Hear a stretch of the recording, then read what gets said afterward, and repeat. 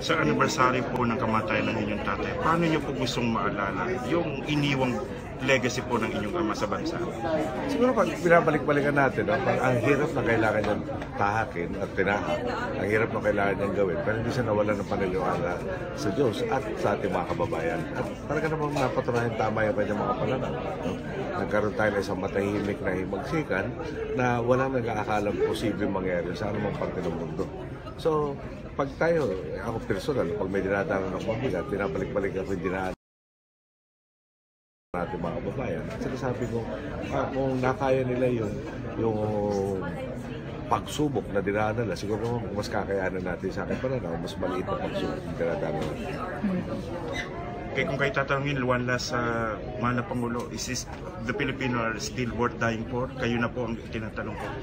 Ay, palagay ko, kailangan niya talaga. Yung patuloy na gumaganda ating ekonomiya. Sabi nga ba, makanakabuhay na lang. Ganda ng report sa second quarter ng GDP.